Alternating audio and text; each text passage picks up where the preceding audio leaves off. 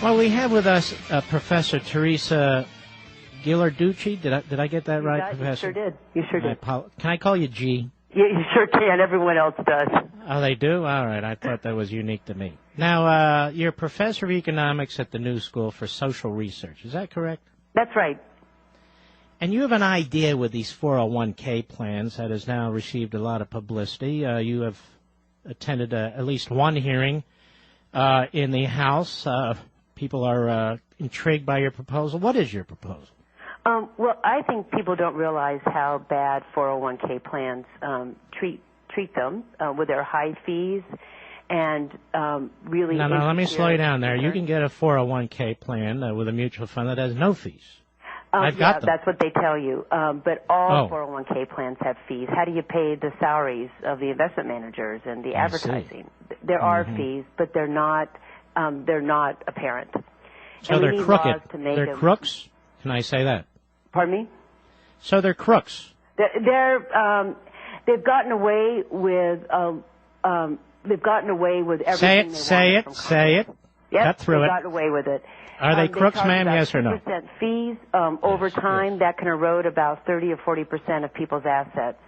Yes. It's also a huge waste of money from the U.S. Treasury because we give huge tax breaks for these 401Ks, and everybody who has one gets a tax break. All right, we got to do this slowly, or I'm going to get confused. I'm not that bright. So my question is, we give two huge tax breaks to whom? Well, to anybody who contributes to a 401K. To the people, then. The people, workers, and they get to contribute tax-free, and the earnings in those plans accumulate tax-free. And then you're taxed when you start taking them out. And when you take it out. The problem is that people who are middle class happen not to contribute as much as people at the very top. Now, before we get to that, the fact is, isn't it true, ma'am, we are denying the federal government the tax revenue it deserves? Yeah, well, that's... I mean, isn't that true? I mean, if I'm putting that money into a 401K, that first of all is ripping me off, as you point out.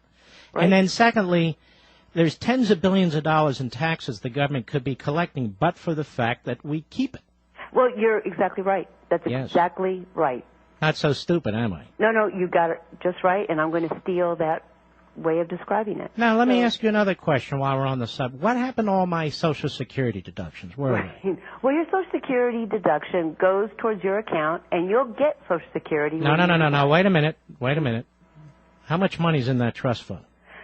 Well, there's now about $2 trillion in that. No, there's not. There are $2 trillion worth of IOUs from the Treasury Department. From the federal government. So where is my cash today? You know what? You don't want it in cash. You want it in Treasury. But let's say I want it now. Where is my cash today? It doesn't exist. Now. You're not entitled to it. Well, I'm not going to take it now. But where is it? It is. It resides. Come on, be honest now. It's not there. Bonds, and it's a promise the Congress has made to you. It's a promise. You mean like the FDIC promise? Where's all that money? Yeah, and just like the layman's problem. No, but ma'am, we've already agreed the private sector's full of crooks. Okay, so what about the government? So now we're saying the government's full of crooks. Well, you pick your crooks, and right now the only place... How much, you're an expert. I'm very stupid when it comes to this stuff. The unfunded liability in Social Security, how much is that? It's about $4 trillion. $4 trillion? Yeah. If we the Comptroller General says it's closer to $23 trillion. That's if you look at it in infinity. But no, that's if you look at it to 2050. Well, it's look, you're the expert, not me. It's the Social Security actuary who is the final word on this. Congress agrees that the actuaries get to do the numbers. It says that it's $4 trillion. So in 2050, no. By 2050, it's more than $4 trillion. Well, if we don't do anything in Social Security, people will collect about 3/4 of what they owe. So basically, the Comptroller General of the United States in January and February, when he's a liar too. He's a crook. You mean David Walker from? Yes, we can't trust him either. He has a bone to pick. Really? But back to my trust fund. Where's my trust fund? Your trust fund is mostly in the full faith and credit of the U.S. government. Now let's cut to it. The full faith and credit. Yep. Of the U.S. In other words, the money has been spent for general purposes, hasn't it, ma'am? Well, the trust fund is in the budget, and it makes the deficit. Come on. Let's get to that. You're a professor. You're not a politician. The money's gone, isn't it? Every time we buy a treasury Dr. bond, Ghilarducci, the money is gone, isn't it?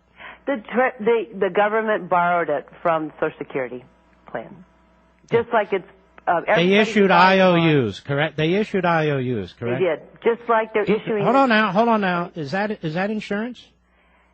It's insured by the full faith and credit of the U.S. government. No, I didn't ask that. Is that insurance?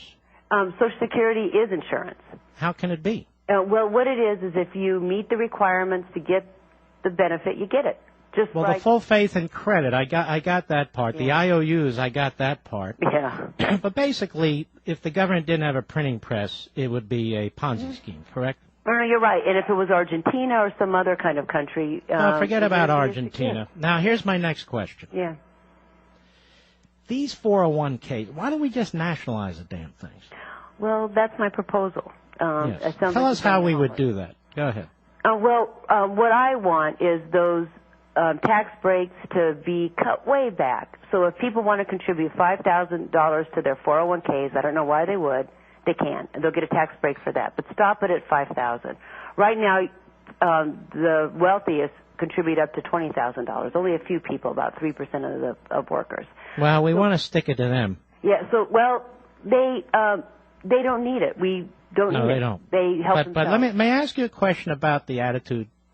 Yeah. Not yours personally, yeah. But I mean the attitude that goes into this.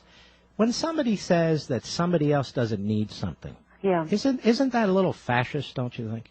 Well, when we have dollars to spend, you want to help the people. No. But if I earn $5 million employing 1,000 people sure. and creating, let's say, a brand new heart valve, and I do things that are good for society, my question to you is, you're looking at me from the new school, is it? The new school for sure. social research. Right. Why should you be able to tell me, yeah. or anybody for that matter, that I don't need that? No. I That's what you said. I don't very need that. Narrowly. No, the rich in this country get to keep their riches. What is rich? We believe in that. It's important. What is rich? I just rich? meant if we're going to spend dollars for retirement income security, you don't need to incent. You're defining spending dollars as people keeping their money and denying it to the federal government. You said it before. If the government needs money, for whatever, bombs and freeways, exactly, then not taxing it is denying the government the money. Exactly. And where is that in the Constitution? Pardon me? Where is that in the Constitution? No, well, the Constitution says... Now, we can only do things that are constitutionally acceptable. Yeah. Hold on now. Where is that authority? Which article? What section? You've been studying this. You've written books on this. Where's the constitutional authority for the government to do that? For the federal income tax? No, not the federal income tax. For the government generally to say, you know what, you're rich and you don't really need that.